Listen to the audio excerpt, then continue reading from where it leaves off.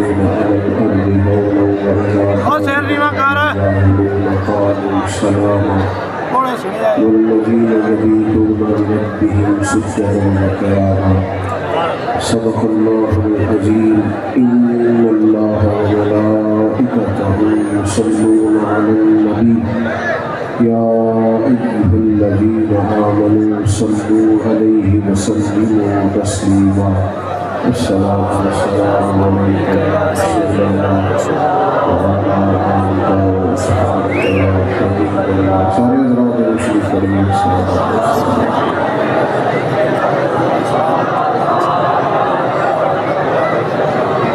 حمد و صلاۃ کے بعد انتہائی عزت و تکریم کے لائق بزرگوں کا نسب احترام بھائیوں اور دوستوں، جیسا کہ صاحبزادہ ابو بکر صاحب نے تعارف کرایا، اسٹیج پر علماء کی مشائخ کی ایک بڑی تعداد میں وافراز ہے۔ حضرت شیخ الحدیث رحمۃ اللہ تعالیٰ علیہ کے عرس پاک کی مقدس تقریبات ہیں۔ بھائی آپ بیٹھ جائیں، تشریف رکھیں، بیٹھ جائیں، جلدی سے بیٹھ جائیں جی، اتنی دیر نہ لگائیں آپ، مہربانی کریں، آپ بھی بیٹھ جائیں، تشریف رکھیں، بس یہ آپ خاموشی سے آتے ہیں، نہیں آپ بھی بٹھائیں جی، انشاءاللہ میری بات مانیں۔ میرے بھائی آپ توجہ رکھیں، آپ لوگ اگر زیادہ باتیں کریں گے تو ظاہر ہے گفتگو زیادہ ہو نہیں سکے گی۔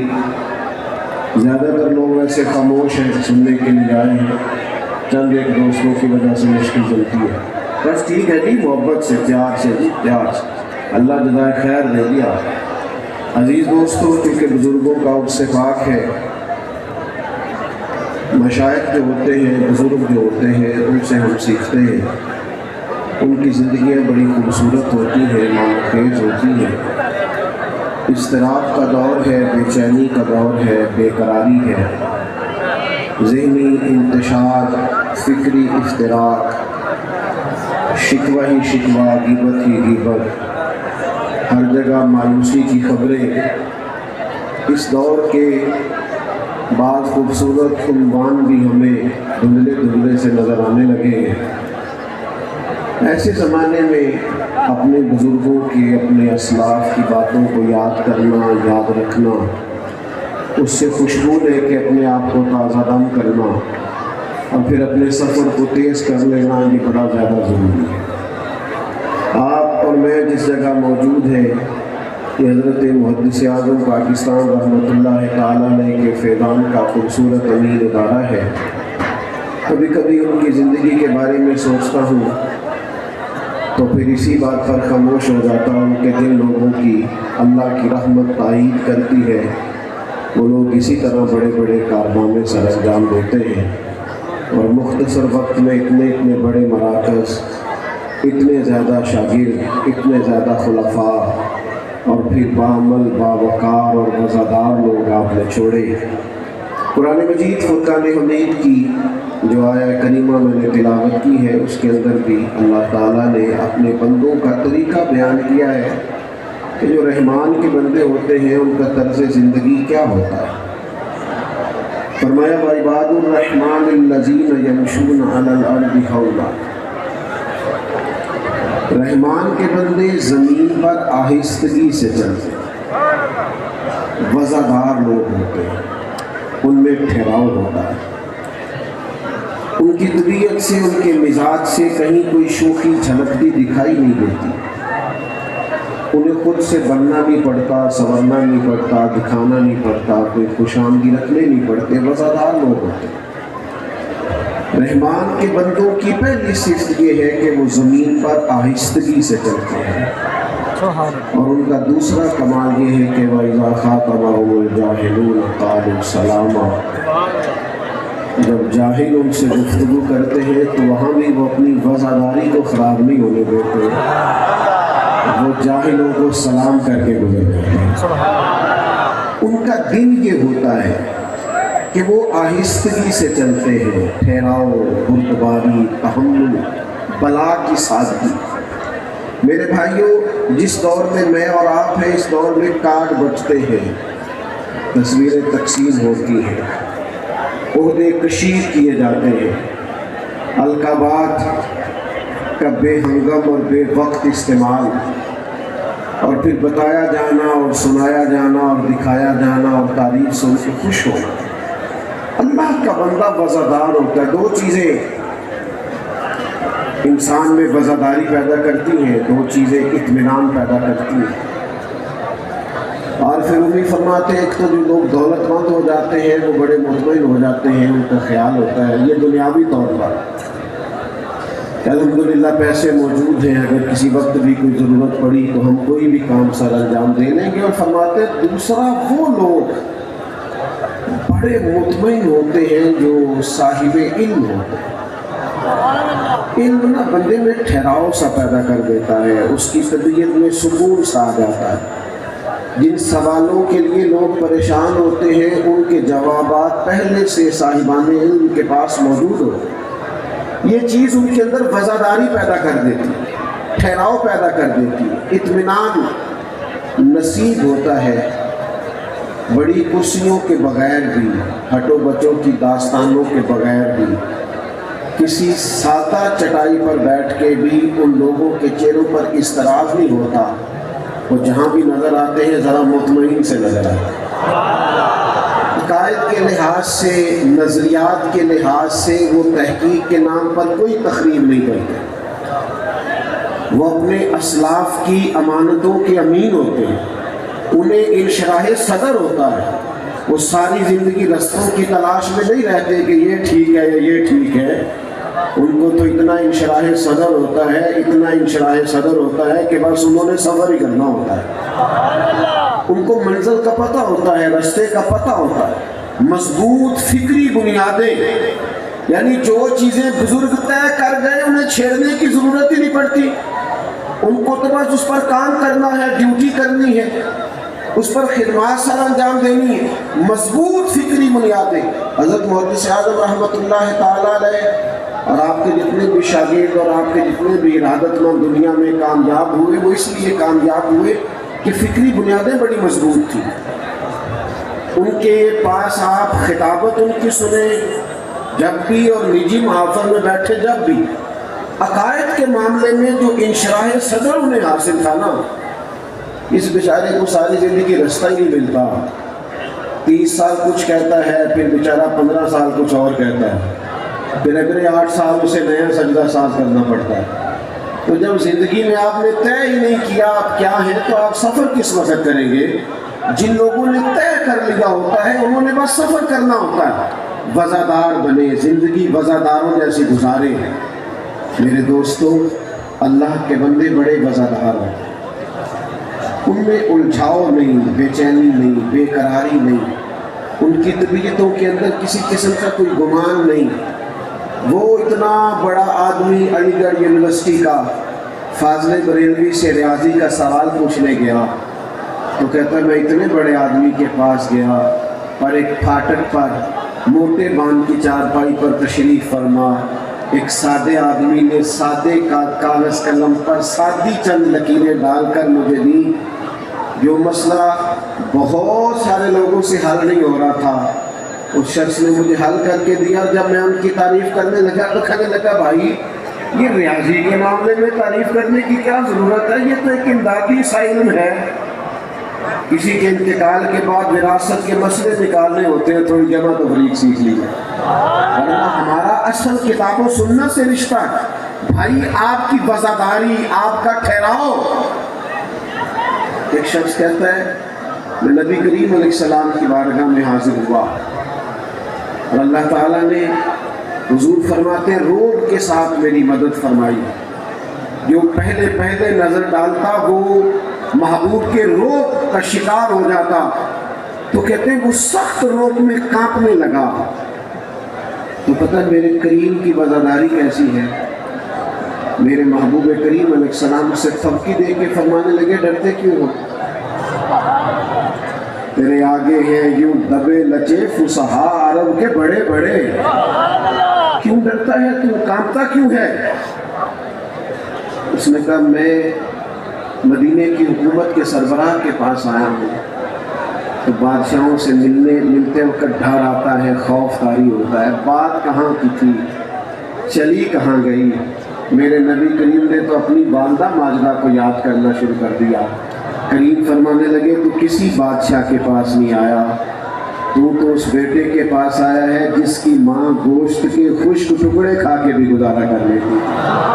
میرے عزیز آپ وضاحت، اور پھر ایک اور بات میں آپ سے عرض کروں، وضاحتاری کپڑوں سے نہیں ہوتی، روب کپڑوں کا نہیں ہوتا، روب آپ کی گاڑیوں کا نہیں ہوتا، روب آپ کے ساتھ آنے جانے والے حفاظتی دستوں کا نہیں ہوتا، روب ہمیشہ کردار کا ہوتا ہے۔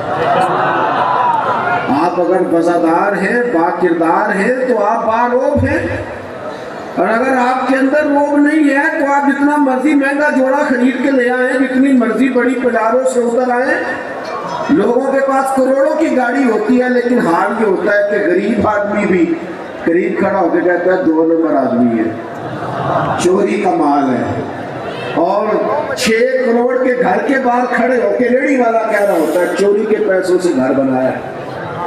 لیکن بندہ چھوٹا سا ملازم ہو، چھوٹا سا جس دفتر میں بیٹھا ہو، کرسی بھی ٹوٹی ہوئی ہو، لیکن اسی کے دروازے پر وفاقی وزیر کھڑا کانپ رہا ہوتا ہے، کہتا ہے یار بندہ بڑا وفادار ہے، نہ سفارش سنتا ہے نہ رشوت پکڑتا ہے، بندہ بڑا دلیر ہے، میں چھوٹا آدمی ہوں، زیادہ لوگوں کو تو دیکھ نہیں سکا۔ گجرانوالہ کے چوک دارالسلام میں ایک درویش کو دیکھا ہے جن کے دروازے پر بڑی بازاروں سے بڑا پیر اترتا تھا تو پہلے اپنی داڑھی کو ماپا کرتا تھا، اپنے بٹن بند کیا کرتا تھا، چین والی گھڑی اتار کے جیب میں ڈالتا تھا، تو اس سے پوچھتے تھے صاحب آپ تو خود بڑے لمبے چوڑے ہیں، تو کہتا تھا میں تو لمبا چوڑا ہوں، پر جس کے پاس جا رہا ہوں اس کے کردار کی عظمت بڑی انوکھی ہے، بات تو دل سے نکلتی ہے، اثر رکھتی ہے، پر نہیں طاقت پرواز مگر رکھتی ہے۔ جمع ہو کے مسجد نبوی شریف کے صحن میں صحابہ نے مشورہ کیا تھا کہ فاروق اعظم سے کہو ایک کرتا نیا سلوا لیں، اب تو پیبند لگنے کی بھی جگہ نہیں رہی، جس سے کیسر و کسرا کانپتے ہیں اس کے کپڑوں پر پیبند لگے ہوئے ہیں۔ اب بات تو بالکل ٹھیک ہے، جناب صدیق اکبر کے زمانہ نور تک تو غربت رہی، اب تو حالات کا رنگ اور ہے، آسانی ہو گئی ہے، اور 50-50 ہزار دینار بدری صحابہ کو ملتے ہیں، جناب فاروق اعظم بھی حصہ پاتے ہیں، لیکن گھر جانے سے پہلے سارا کچھ بانٹ دیتے ہیں۔ ایک نیا کرتا سلوانے میں حرج کیا ہے؟ کہنا چاہیے، بالکل کہنا چاہیے، طے ہو گئی بات، کہے گا کون؟ عمر سے باہر کون سا شعر کرے گا؟ میں کہہ چکا ہوں روب کپڑوں کا نہیں ہوتا، روب تو کردار کا ہوتا ہے۔ کیا ایک ہستی ہے جو عمر سے بات کر سکتی ہے، وہ کون ہے؟ مولا علی شیر خدا۔ لوگوں نے شیر خدا کی خدمت میں کہا جناب آپ کو پتہ ہے بڑے بڑے وزیر مشیر ملنے آتے ہیں، اور جناب عمر کا وہی لباس پرانا، اور اب تو پیبند لگنے کی بھی جگہ نہیں، کہیے نا ایک لباس بدلنے حرج بھی کوئی نہیں، جائز بھی ہے، اسلام منع بھی نہیں کرتا، تو کیا آسانی بھی ہے تو کیا حرج ہے؟ مولا علی فرمانے لگے بات بھی تمہاری ٹھیک ہے، کہنا بھی چاہیے، اور یہ بھی ٹھیک ہے میں کہوں گا تو وہ مان جائیں گے، اور یہ والی بات میں نے بھی کوئی نہیں کرنی ہوگی۔ کہ جناب پھر کون کرے گا؟ فرمایا سیدہ عائشہ صدیقہ، وہ چونکہ ماں ہے، اور ماں کا اپنا ایک درجہ ہے، ماں کہہ سکتی ہے۔ جناب سیدہ کی خدمت میں بات پیش کی گئی، پیغام آیا تو جناب فاروق اعظم کا جاہو جلال اپنی جگہ پر، اور ہر جگہ جاہو جلال نہیں ہوتا، کہیں جھکی ہوئی گردنیں اچھی لگتی ہیں، کہیں انسان کا جھک کر ملنا اچھا لگتا ہے۔ جناب سیدہ عائشہ صدیقہ نے بلایا تو دوڑے گئے، پوری بات جناب عائشہ نے کہا اب تو اللہ نے آسانی دے دی ہے، گنجائش ہے، وسعت ہے، اور مال آتا ہے آپ سارا خیرات کر دیتے، ایک کرتا نیا سلوانے میں حرج کیا ہے؟ ہر جگہ بحث نہیں ہوتی، پتہ نہیں آپ کو سمجھ آئے کہ نہ آئے، ہر جگہ دلیل بھی نہیں ہوتی، کہیں مان بھی جانا چاہیے، ہاں دلائل رکھنے کے باوجود بھی کہیں مان جانا چاہیے۔ حضرت عمر فاروق رضی اللہ تعالیٰ عنہ نے فوراً کہا کہ اماں جی آپ کا حکم ہو گیا نا، آج شام تک کی کرتا آ جائے گا، اور اگر اجازت ہو تو ایک جملہ کہہ لوں؟ ہاں کہیے۔ فرمانے لگے یہ جو میرا کرتا ہے نا، میں نبی کریم کے زمانے میں بھی یوں ہی رہا کرتا تھا۔ جب ابو بکر صدیق اپنے دور خلافت میں مجھے مشورے کو بلاتے تھے، میں، عثمان و علی، ابو ذر، ہم سب جب حاضر بارگاہ ہوتے تھے تو ہمارے یہی رنگ تھے۔ ہم نے نا اسی لباس میں وقت گزارا ہے۔ مجھے نا یہ کپڑے، یہ انداز، یہ پرانی چیزیں، پرانی یاد میری تازہ کرتی ہیں۔ گر مجھے اجازت مل جائے تو میں ذرا اپنے آپ کو مطمئن پاتا ہوں۔ حضرت عمر چند جملے کہہ کے خاموش ہوئے تو پردے کے پیچھے سے جواب نہیں آیا۔ بس تھوڑی دیر کے بعد سیدہ عائشہ صدیقہ کی چند ہچکیوں کی آواز آئی اور وہ اپنے آنسو سمیٹ کر کہنے لگی، جو صحابہ نے فرمایا تھا، کہا تھا، وہ بھی ٹھیک ہے، اور عمر جو آپ کہہ رہے ہیں وہ تو بالکل ہی ٹھیک ہے۔ آپ جہاں مطمئن ہیں وہاں رہیے۔ او بھائیو، وزادار زندگی گزارو، وزادار۔ جن بزرگوں کے عرس میں آئے بیٹھے ہو، یہ وزادار لوگ تھے۔ خدا را اپنی طبیعت سے، کردار سے، عمل سے کہیں کسی بے چینی کا اظہار نہ کرو، کہیں ٹوٹتے بکھرتے جملے نہ بولو، کہیں اپنی رائے کو کمزور نہ ہونے دو۔ حالات بدلتے رہتے ہیں، اطوار بدلتے رہتے ہیں۔ چند دن پہلے مجھے ایک صاحب کہہ رہے تھے بڑی ساری باتیں ہونے لگ گئی ہیں۔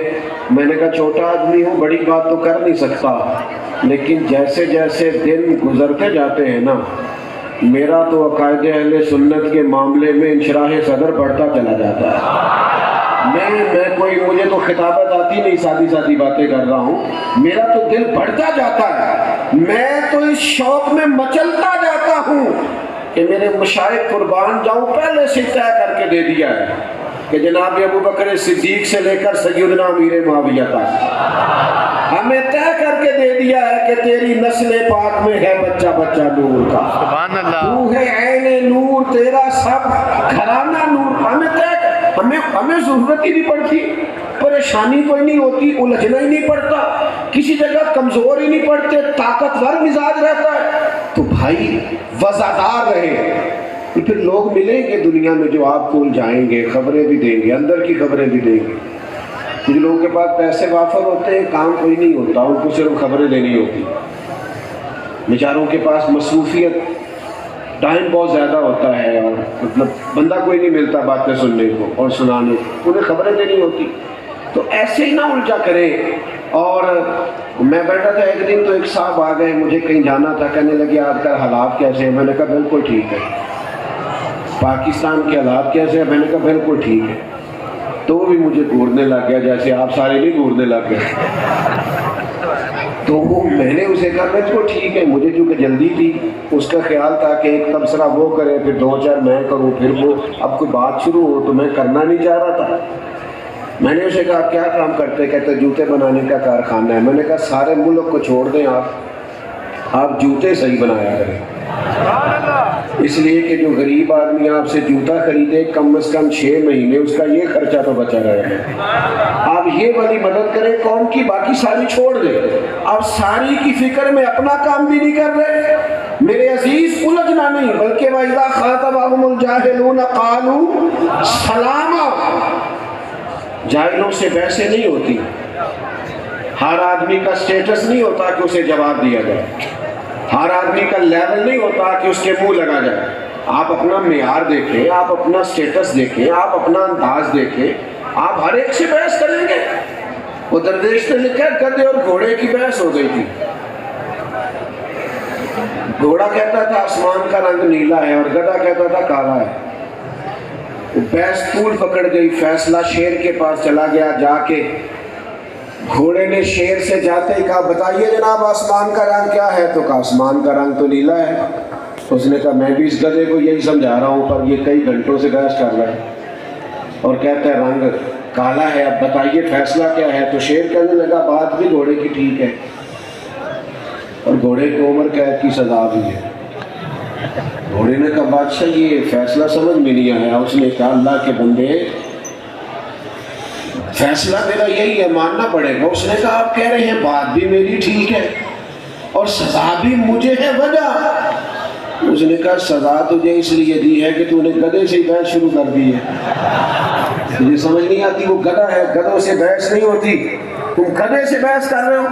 بہت سارے لوگ ایسے لوگوں سے گفتگو کر رہے ہوتے ہیں جن کو دیکھ کے احساس ہوتا ہے جناب یہ تے پینڈو بھی آگ چھڑتے سن یار انہوں چھڑ تو تے سیاح بیانا رہا، تو اپنا حساب دے۔ الجھے نہیں زندگی میں، ہر جگہ جواب نہیں ہوتے، ہر جگہ الجھاؤ نہیں ہوتا، ہر جگہ میرے عزیز بحث نہیں ہوتی۔ ہم تو چھوٹی چھوٹی، یہ بلا طلاق کیوں ہوتی ہے؟ خامن کی غلطی سے۔ گھر میں جھگڑا کیوں ہوتا ہے؟ خامن کی غلطی سے۔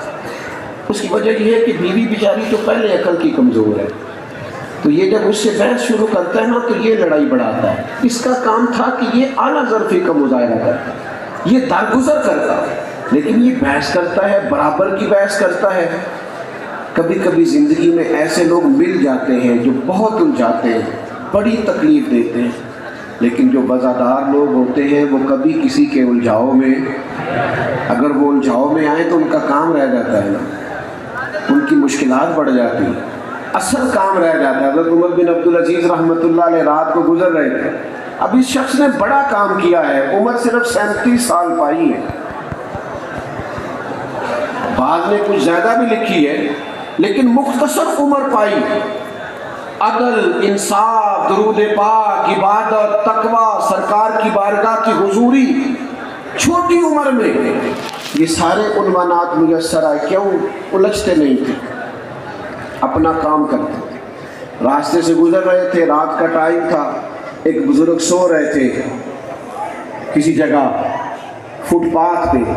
حضرت عمر بن عبدالعزیز گزرے تو رات کا ٹائم ہے اور سڑک پہ بابا جی سو رہے ہیں، تو پیر پہ پیر آ گیا، اچانک ٹکر ہو جائے تو کیا کہتے ہیں لوگ؟ موٹر سائیکل چلا رہے ہیں آپ کی، جس سے ٹکر ہو جائے دوسرے موٹر سائیکل والے سے تو سب کو پتہ ہوتا ہے کہ اندھا بندہ موٹر سائیکل نہیں چلا سکتا، پھر بھی کہتے ہیں آپ اندھے ہیں۔ بھئی اندھا ہوتا تو موٹر سائیکل تو نہ چلاتا، پھر نظر آتا ہے۔ وہ پیر پہ پیر آیا تو بابا جی اٹھے اور فوراً کہنے لگے اندھے ہیں آپ؟ بادشاہ بھی ہیں، درویش بھی ہیں، 7 سپاہی بھی ہیں، بڑی سخت بات کر دی، اندھے؟ حضرت عمر بن عبدالعزیز اتنی سخت بات کے جواب میں بھی مسکرا دیے اور کہنے لگے نہیں بزرگوں مجھے نظر آتا ہے۔ یعنی جتن تے ہر کوئی کھیڑے، کدے ہارن بھی کھیڑ فقیرہ، چلو کدے ہی صحیح پر کدے ہارن بھی کھیڑ فقیرہ، جتن تے ہر کوئی کھیڑے، یہ تو سب کا سٹائل ہے، تمہارا تو سٹائل ذرا ہٹ کے ہونا چاہیے تھا۔ جتن ہر کوئی کھیڑے، تو کدے ہارن بھی کھیڑ فقیرہ، جتن دا مل کوڈی پہندائی، ہارن دا مل ہیرا۔ اس نے کہا بندے تو نہیں، تو مسکرا دی اور مسکرا کے فرمانے لگے نہیں بزرگوں مجھے نظر آتا ہے۔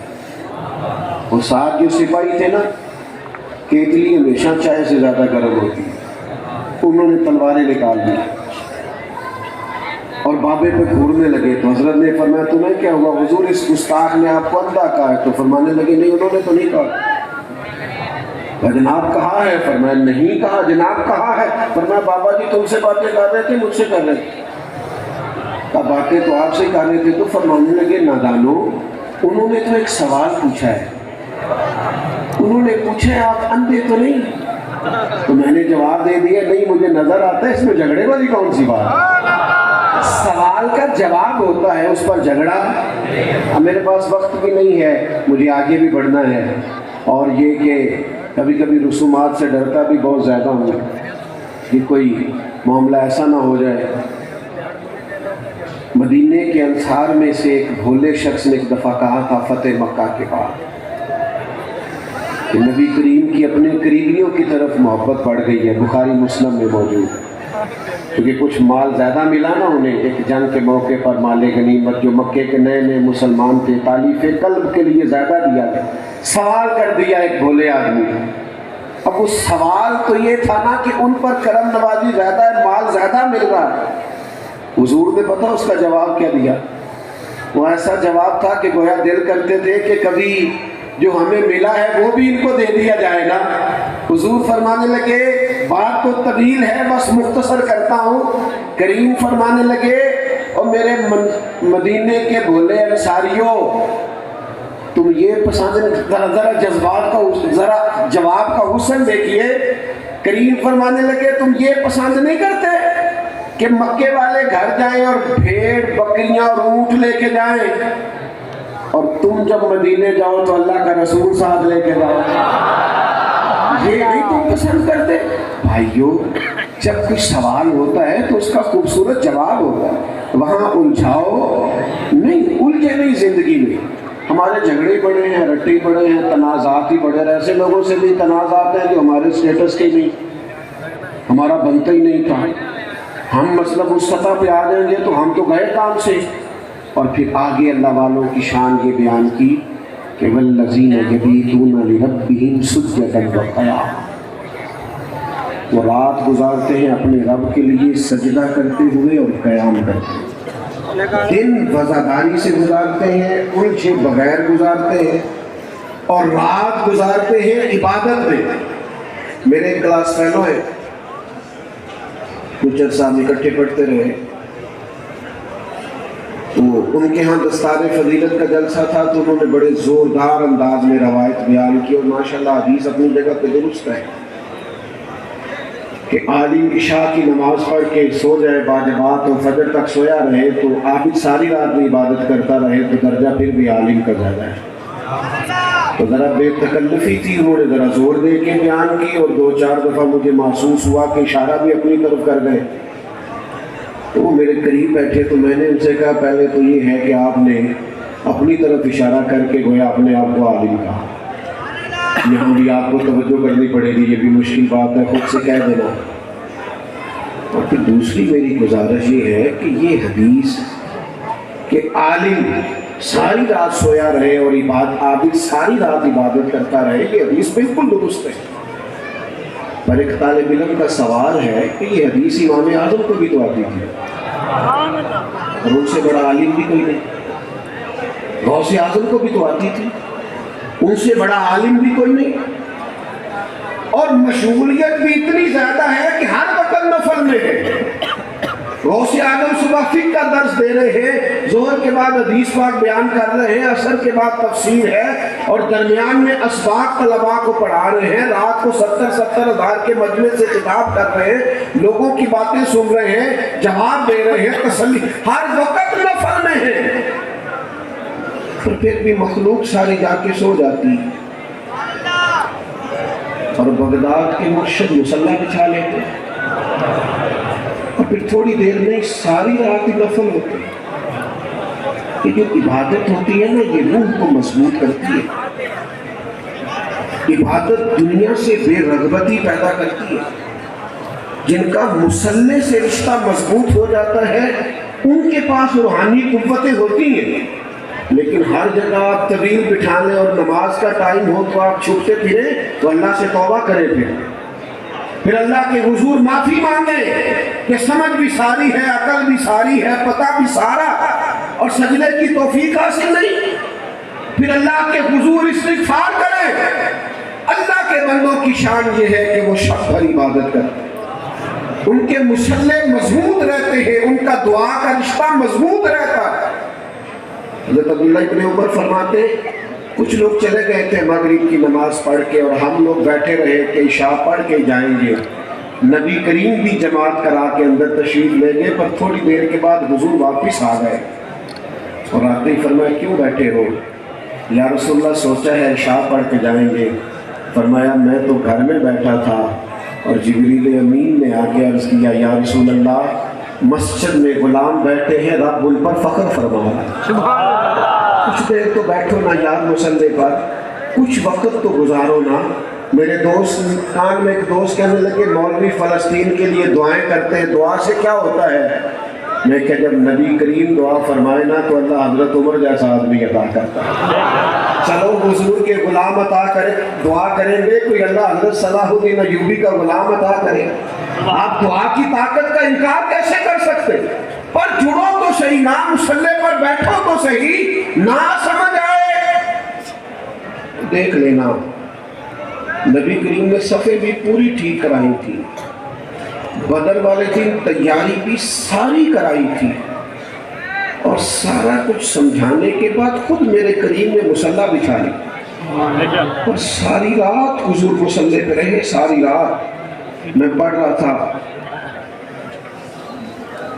تحریک ختم نبوت میں مولانا شاہ احمد نورانی صدیقی رحمۃ اللہ علیہ کا ایک اخبار کو دیا ہوا انٹرویو.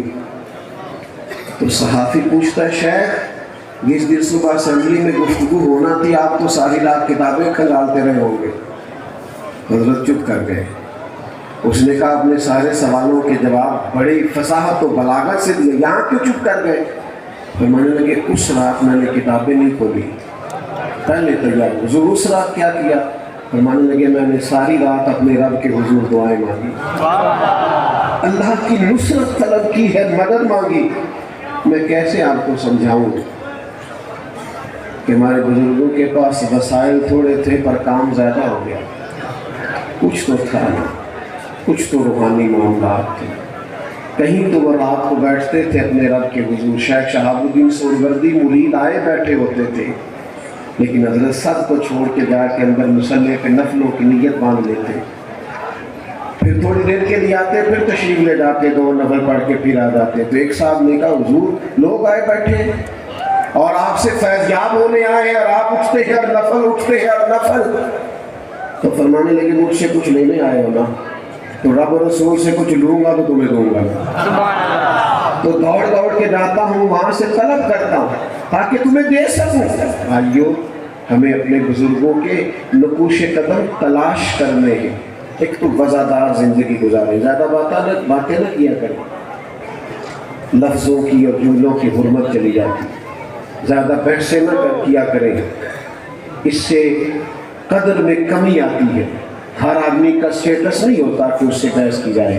اور تیسری گزارش یہ ہے کہ تھوڑا سا رشتہ مصلی کے ساتھ, عبادت کے ساتھ. میں وہ خوشاد کے علاقے میں دور ایک دیہات میں نکلا ہوا تھا, کسی پروگرام کے لیے تھے. درویش بزرگ مل گئے, انہوں نے گجرانوالہ کا ذکر چھیڑتا ہے تو پھر پہچان ہوتی ہے حضرت نواز قوم سے. کہنے لگے شیخ ہمارے ہاں جلسے پہ آئے تھے, تو مغرب کی نماز میں وہ پہنچ گئے. ہم نے کہا حضرت آپ عشاء تک آرام کر لیں, عشاء کے بعد جلسہ ہوگا. کہنے لگے انہوں نے ہم سے مصلی مانگ لیا اور مغرب سے عشاء تک وہ نفل پڑھتے رہے. وہ مسافر تھے, شریعت کی گنجائش کو جانتے تھے, لیکن انہوں نے چاہا مجھے وقت ملا ہوا ہے تو رب کے حضور حاضری کیوں نہ دے لوں. میں نے آپ کو بڑا ماضی قریب کی بات بتائی ہے, میں زیادہ دور نہیں گیا, اس لیے کہ آج بھی اگر تھوڑی کوشش کی جائے کچھ بہتری ہو سکتی ہے.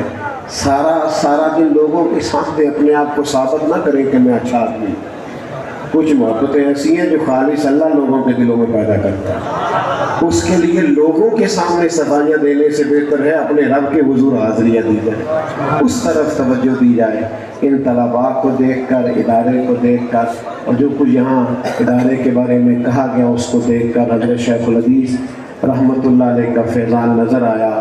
دل کی گہرائیوں سے دعا کرتا ہوں اللہ تعالیٰ ادارے کو ہمیشہ شاد و آباد فرمائے اور یہ کام ہمیشہ خیر کا یہاں ہوتا رہے. جو گفتگو میں نے کی ہے اللہ قبول فرمائے, اور کہیں بھول گیا ہوں تو اللہ تعالیٰ مجھ سے درگزر فرمائے. وما علینا الا البلاغ.